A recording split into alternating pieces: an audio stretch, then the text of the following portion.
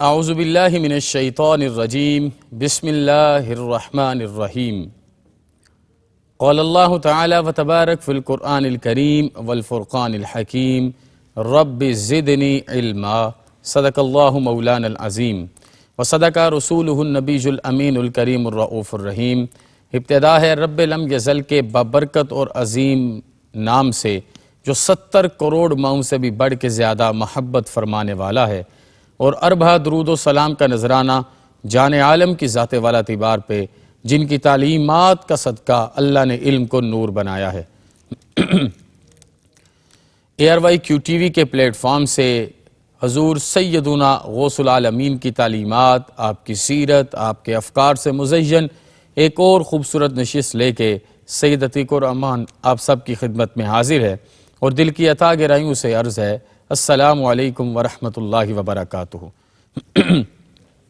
ہم نے پچھلی مجالس میں حضور غوث العالمین کے شریعت مطہرہ اور نور ایمان کے حوالے سے جو اقوال تھے ان کو پڑھنے کا شرف حاصل کیا ہے، اور آج کی مجلس میں عرض کرنا چاہوں گا کہ میرے غوث العالمین کے ہاں وہ شخص جس نے اپنے زمانے کی رہنمائی روحانی اعتبار سے کرنی ہے، اس کا علمی اعتبار سے مضبوط ہونا کتنا لازمی ہے۔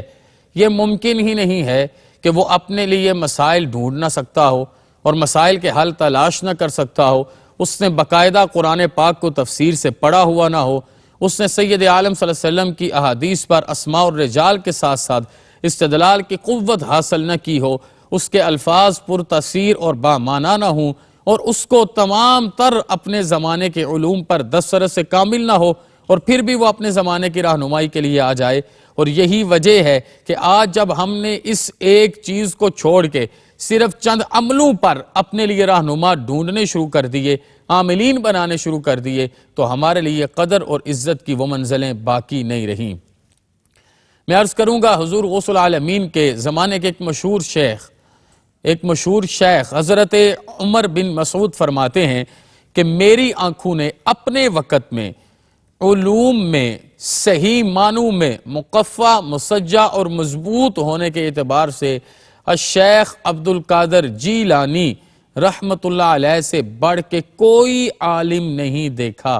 آپ اور یہ آگے وہ تشریح کرتے ہوئے عرض کرتے ہیں کہ آپ مشکل سے مشکل مسائل کو انتہائی عام فہم اور سادہ انداز میں بیان فرما دیتے، اور جس طرح علماء کو سمجھ آتی۔ یہ سب سے بڑی بات ہے کہ صرف علم کا دھونس تو نہیں نہ ڈالنا، سب کو سمجھانا ہے۔ مقصود تو یہی ہے نا کہ آپ نے ریفارمیشنز کرنی ہے، تو کہا جس طریقے سے علماء کو سمجھ آتی اسی طریقے سے عوام کو بھی سمجھ آتی تھی، اور آپ کی زبان میں اتنا اثر ہوتا تھا کہ لوگ آپ کی مجالس میں اٹھنے سے پہلے آپ کے علوم کی مہارت کو سننے کے بعد، آپ کے تقوی اور پاکیزگی سے فیض پانے کے بعد آپ کی مجالس سے اٹھنے سے پہلے شراب سے توبہ کر چکے ہوتے، بے نمازی نماز کے عادی بن چکے ہوتے، بے ادب با ادب با مراد با نصیب ہو چکے ہوتے، اور جن کا اللہ رسول سے تعلق ٹوٹ چکا تھا وہ دوبارہ اپنا تعلق جوڑ چکے ہوتے۔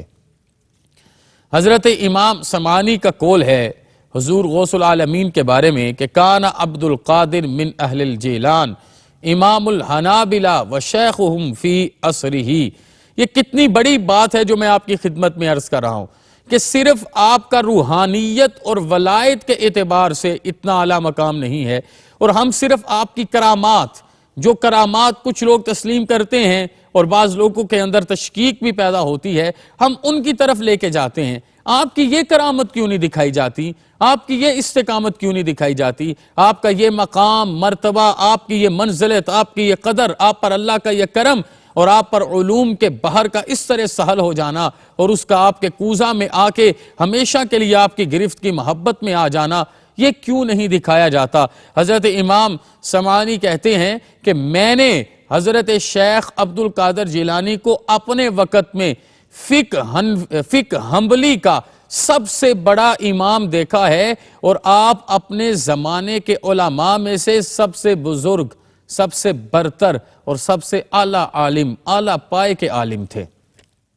ابن تیمیہ نے ایک جگہ پر حضور غوث العالمین کا جب تذکرہ کیا تو انہوں نے آپ کا اس طریقے کے ساتھ نام لکھا کہ قطب العارفین ابا محمد عبد القادر بن عبداللہ الجیلی، دیکھیے کہ آپ قطب العارفین ہیں، آپ معارف اور معانی اور مطالب کے سمندر سے غوطہ زن ہیں، اور جو آتے ہیں ان کو بھی سکھلانے والے ہیں۔ آپ علوم کے ماہر بھی ہیں، آپ ولایت کے ماہر بھی ہیں، آپ کرم نوازیوں کے ماہر بھی ہیں۔ جیسا کہ حضور غوث العالمین نے ایک جگہ پر ارشاد فرمایا کہ ہر ولی کے لیے ایک رہنما ہوتا ہے، اور میرے رہنما کون ہیں؟ یہ اتنا خوبصورت ارشاد ہے۔ آپ نے فرمایا میرے رہنما سرکار دو عالم صلی اللہ علیہ وسلم ہیں، جن کو اللہ نے کمال میں 14ویں کے چاند سے زیادہ چمک عطا فرمائی ہے۔ کتنی بڑی بات کہ جو درجے، جو کمال، جو اعزاز دو جہاں کے والی کو عطا ہوئے ہیں وہ 14ویں کے چاند سے زیادہ روشن ہیں۔ یہ بدر کمال بن کے آئے ہیں، اور میں سرکار سے فیض لے کے وہ فیض آگے امت میں منتقل کرتا ہوں۔ حضرت امام شافعی کہتے ہیں کہ میں نے اپنے وقت میں علوم دینیہ ہوں یا علوم عصریہ، یہ دیکھیے نا، یہ دونوں چیزیں ہیں کہ ایک عالم کی دونوں آنکھیں روشن ہونی چاہیے۔ آج کے ہمارے جتنے مدارس ہیں، ان مدارس کو حضور غوث العالمین کے ان جامعات سے یہ فیضان لینا ہوگا، یہ سمجھنا ہوگا۔ آج جب ہم ایک خاص ماحول میں، اختلافی ماحول میں نکاح اور طلاق کے مسئلے پڑھیں، ایک اختلافی ماحول میں اپنے مخصوص عقائد کے مسئلے پڑھیں، اور وہ اختلافی ماحول میں ہی پنپتا ہو، شک کی نگاہ سے ہی اوپر چلتا ہو، تو ہم کیسے دنیا بدل سکتے ہیں؟ کیسے ہو سکے گا کہ دوبارہ 99 لاکھ لوگوں کو کلمہ پڑھنے کے لیے کوئی مرد فرید کائنات رنگ و بو پر آئے؟ غوث العالمین کا مرید اگر یہ کرم فرمانے پر آتا ہے تو وجہ کیا ہے کہ وہ اپنے وقت کے سارے علوم کو جانتے ہیں۔ اس لیے ہمیں چاہیے کہ ہم آج کے زمانے میں جنرل سائنسز پڑھیں، دین بھی پڑھیں، جنرل سائنسز پڑھیں، سوشل سائنسز پڑھیں، ماڈرن سائنسز پڑھیں، اور میڈیکل سائنسز پڑھیں۔ ہمیں اسٹرونومی کا بھی پتہ ہونا چاہیے، بائیو فزکس، کیمسٹری کو بھی ہم جانتے ہوں۔ ہمارے بچے لا گریجویٹس بھی ہونے چاہیے۔ اور پھر کیا ہو کہ انہوں نے جو دنیا کی جدید زبان کے علوم پڑھے ہوئے ہیں ان پر دین کے علوم کی چھاپ ہو۔ وہ ڈاکٹر جس نے میڈیکل تو پڑھا ہے لیکن اس کے ساتھ ساتھ وہ اندر سے پکا محمدی ہے، پکا محمدی ہے صلی اللہ علیہ وسلم، پکا مصطفی ہے۔ مجھے یہ بتائیے کہ اس ڈاکٹر کی شان کیا ہوگی، اس کا مقام، اس کے ہاتھ میں شفا کیا ہوگی؟ کیا وہ بغیر وجہ کے لوگوں سے صرف مال بٹورے گا، یا غوث العالمین کے ذریعے اس کے پاس آنے والے کی زبان، جب اس کی زبان سے 3 جملے نکلیں گے تو آنے والے کی ساری بیماری اس کی حوصلہ افزائی سے کافور ہو جائے گی؟ تو آئیے آپ دیکھیے، حضرت امام شافعی کہتے ہیں کہ میں نے جس اعتبار سے بھی حضور غوث العالمین کو پرکھا ہے، میں نے انہیں امام تسلیم کیا ہے، میں نے انہیں امام تسلیم کیا ہے۔ یہ علوم سے لے کے ولایت تک ہر درجے پہ اولیاء کے بدر کمال ہیں۔ اور یہ کیوں نہ ہو، سرکار دو عالم صلی اللہ علیہ وسلم نے آپ کے پدر بزرگوار کو یہ خوشخبری عطا فرمائی تھی کہ اللہ جو بیٹا آپ کو عطا فرمائے گا اس کی اولیاء اور اقطاب میں وہی منزلت ہوگی جو میری انبیاء اور رسل میں سے ہے، جو میری انبیاء اور رسل میں سے ہے۔ آگے چلیے، حضرت عبد الرحمن ابن جوزی ایک بڑا خوبصورت واقعہ لکھتے ہیں۔ حضرت عبد الرحمن ابن جوزی اپنے وقت کے بہت بڑے بزرگ عالم تھے، لیکن آپ حضور غوث العالمین کی ولایت سے تو آگاہ تھے، لیکن آپ کے علم کی حقانیت اور دسترس اور پختگی سے آگاہ نہیں تھے۔ آپ کہتے ہیں کہ مجھے قرآن کی تفسیر کا بڑا شوق تھا، اور قرآن کے ظاہری معنی سے آگے بڑھ کے میں اس میں سے ایک ایک آیت کی کئی تفاسیر دیکھا کرتا تھا۔ کسی آیت کی مجھے 4 تفاسیر آتی، 5 آتی، 6 آتی۔ تو ایک دفعہ مجھے حضرت شیخ عبد القادر جیلانی رضی اللہ عنہ کی مجلس میں بیٹھنے کا موقع ملا، تو قرآن پاک کی ایک آیت پر بحث شروع ہو گئی۔ آپ کہتے ہیں کہ میں یہ سمجھتا تھا کہ اس مجلس میں سب سے کامل اس آیہ مبارکہ کے بارے علم مجھے ہے، کیونکہ مجھے 11 تفاسیر آتی تھی، تو میں ان 11 تفاسیر پر ابھی مان کر کے بیٹھا ہوا تھا کہ حضرت شیخ عبد القادر جیلانی نے ایک سحر قائم کر دیا، اور آپ نے ایک انداز سے تفاسیر بیان کی شروع کر دی۔ آپ نے 5 تفاسیر بیان کی، میں نے کہا 10 پہ جا کے رک جائیں گے، 10 بیان کر دی، میں نے کہا 11 پہ تو رکیں گے، مجھے 11 آتی ہیں، مجھ سے بڑا عالم کوئی نہیں اس چیز کا، تو اس سے آگے کیسے بڑھیں گے؟ آپ 15 تک جا پہنچے، آپ 20 تک جا پہنچے، آپ 25 تفاسیر تک جا پہنچے۔ جب آپ نے اس کی 29ویں تفسیر بیان کی، کہتے ہیں میں حیران رہ گیا، میں ششدر رہ گیا۔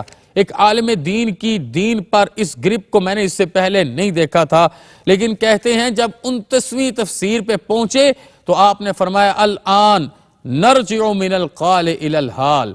کتنا بڑا جملہ کہا، آؤ اب ہم قال سے حال کی وادیوں میں منتقل ہوتے ہیں. پہلے میں نے آپ کو علوم اور مطالب کے ساتھ اور معانی کے ساتھ تفاسیر بتائی ہیں، اب میں معارف کے ساتھ آپ کو بتاؤں. پہلے میں نے ظاہر کا علم آپ کے سامنے رکھا ہے، اب میں باطن کا علم آپ کے سامنے رکھوں. مطلب 29 تفاسیر بیان کرنے کے بعد آپ نے پھر اس کی روحانی خد و خال کھولنے شروع کر دیے، روحانی زلفیں سنوارنی شروع کر دیں. تو آج کے زمانے میں جو صحیح معنوں میں حضور غوث العالمین کا سچا پیروکار ہے، اس کو قرآن پاک سے یہ محبت کرنا ہوگی جو حضور غوث العالمین کا پیغام ہے. آپ کے شہزادے ارشاد فرماتے ہیں، دیکھیے آپ نے صرف عبادات میں وقت نہیں گزارا، آپ نے صرف تقوی میں وقت نہیں گزارا، آپ نے صرف مراقبے میں وقت نہیں گزارا. حضور غوث العالمین نماز ظہر سے پہلے 13 علوم، یہ بات سنیے جو عرض کرنے لگا ہوں، 13 علوم باقاعدہ طور پہ اپنے طلباء کو پڑھایا کرتے تھے، جو عصریہ علوم بھی ہوتے تھے، جو دینیہ علوم بھی ہوتے تھے. میری پچھلی کیو ٹی وی کی ریکارڈنگز میں نے باقاعدہ اس پر عرض کیا ہے، اسے بھی ضرور دیکھیے گا. لیکن جو سب سے بڑی بات یہ ہے کہ 90 سال کی عمر مبارک تک حضور غوث العالمین نماز ظہر سے پہلے قرات اور قرآن پاک کا علم خود پڑھایا کرتے تھے. قرآن پاک کو ورتل القرآن ترتیلا کے اعجاز کے ساتھ پڑھنا آپ خود سکھایا کرتے تھے. قرآن پاک کا شوق پیدا کیا کرتے تھے. قرآن پاک ہمارا حقیقی بکلیٹ ہے، اس کے سامنے رکھ کے کہ انسان کامیاب ہی تب ہوگا جب قرآن حکیم کے مطابق زندگی گزارے گا. اگر زندگی قرآن حکیم کے مطابقت میں نہیں ہوگی تو تباہی ہے، بربادی ہے، شرمندگی ہے، محتاجی ہے، قسمہ پرسی ہے. اگر قرآن پاک کی مطابقت میں ہوگی تو اطمینان قلب ہوگا، طمانینت حقیقیہ نصیب ہو جائے گی. حضور غوث العالمین کتنے بڑے عالم تھے، آپ نے ان ساری چیزوں سے دیکھنا ہے. آپ دیکھیے حضور غوث العالمین کی مجلس میں نزہۃ الخاطر میں آتا ہے، جتنے مشکل اور پیچیدہ مسائل آتے آپ یک بارگی ان کو حل کر دیتے. مشکل سے مشکل بات آتی آپ حل کر دیتے. اور بہت بڑی بات جو عرض کروں گا، آپ نے صرف استاد تیار نہیں کیے، آپ نے صرف اپنے زمانے میں اپنے وقت میں مدرسین نہیں بنائے، آپ نے صرف مسلوں کے لیے امام تیار نہیں کیے، بلکہ سلطان صلاح الدین ایوبی نے القدس فتح کرنے کے لیے جس لشکر کو تیار کیا تھا، اس لشکر میں کثیر لوگ غوث العالمین کے دسترخوان علم کے فیض یافتہ تھے.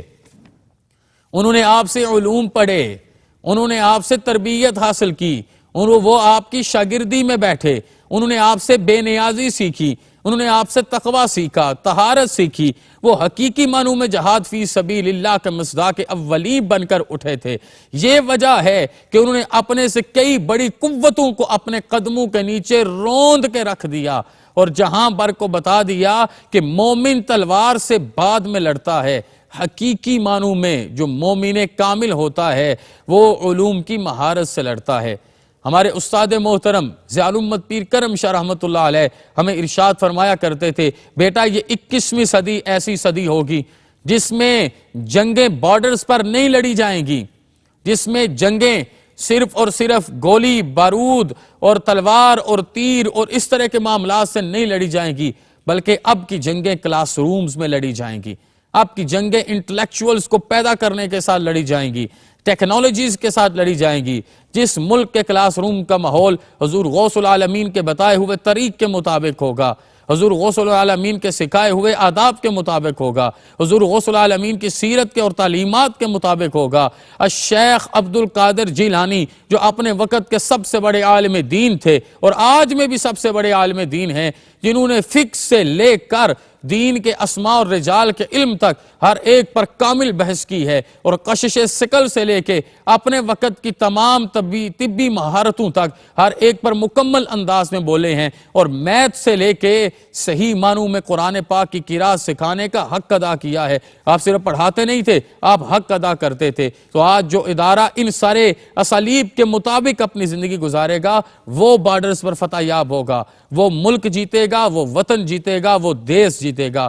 اور انہی ارادوں سے غوث العالمین نے مجاہد، سپہ سالار اور امام مسلمانوں کے لیے تیار کیے ہیں، جو بے تیغ بھی لڑنے والے سپاہی تھے، جنہوں نے اپنے وقت کی ساری سپر پاورز کو نیچے جھکنے پر مجبور کر دیا اور وہ القدس حاصل کیا جو ہمارا قبلہ اول ہے۔ آج جب ہمیں القدس کی یہ حالت نظر آتی ہے تو ہمارے اوپر یہ چیز طاری ہونی چاہیے کہ تب ہم کیوں فتح یاب ہوئے تھے، آج ہم کیوں فتح یاب نہیں ہیں۔ آج ہم نے صرف اور صرف ایک خاص قسم کے پیراہے میں حضور غوث العالمین کا تذکرہ کیا۔ اگر آپ جامعیت اور کاملیت سے ذات غوث العالمین کا احاطہ کریں گے، یقین کیجئے آپ کو کسی اور کے دروازے پہ جا کے دریوزہ گری کرنے کی ضرورت نہیں پڑے گی۔ اللہ آپ سب کا حامی و ناصر ہو، کروڑ رحمتوں کا نزول فرمائے۔ والسلام مع الاکرام۔